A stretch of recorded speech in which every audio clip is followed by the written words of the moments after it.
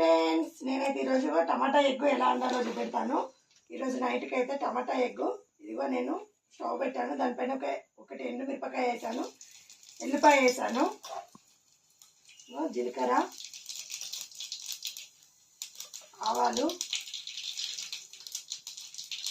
ఇప్పుడే స్మెల్ అయితే అదిరింది. ఇప్పుడు కొంచెం సిమ్లో పెట్టేసి ఇదిగో మిర్చి, ఆనియన్ వేస్తున్నా.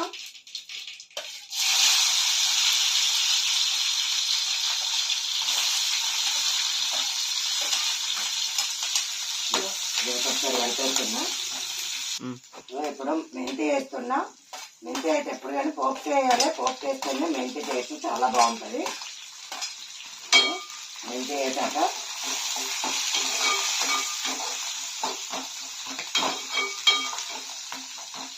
చూడండి, ఇప్పుడు ఇలా వేయినాయి కదా, కొంచెం కొత్తిమీర వేస్తున్నా. నేనైతే ఎక్కువ మాకైతే పోపులో వేసుకోవడమే చాలా ఇష్టం.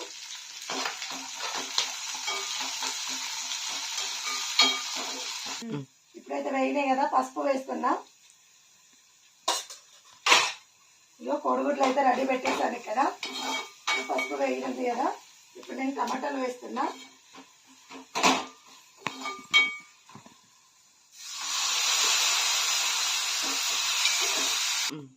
చూడండి ఫ్రెండ్స్, టమాటాలు వేసి ఇలా కలిపాను కదా. ఇప్పుడైతే మూత పెడుతున్నా. ఒక 5 minutes మగ్గనివ్వాలి. చూడండి, ఇప్పుడైతే మూత తీస్తున్నా. చూడండి ఎలా అయిందో. ఇప్పుడు నేను రుచికి సరిపడా కారం అయితే వేస్తున్నా. అక్క ఎగ్ వేయట్లేదు అనుకుంటానేమో. చూడండి ఎలా వేస్తాను. కారం ఇలా చేయండి, చాలా టేస్టీగా ఉంటుంది. అలాగే ఉప్పు.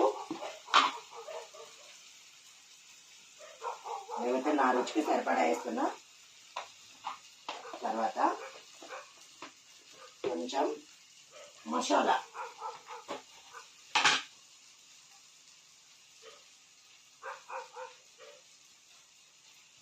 చూడండి, అన్ని వేసాను కదా. ఇలా స్మాష్ చేసుకుంటే ఒకసారి కలుపుతున్నా. ఇలా కలిపి ఒక 5 నిమిషాలు మూత పెట్టేస్తాను. మూత తీస్తున్నా. చూడండి ఎలా అయిందో. ఇప్పుడు నేను ఎక్కువ కొట్టిపోస్తా. చూడండి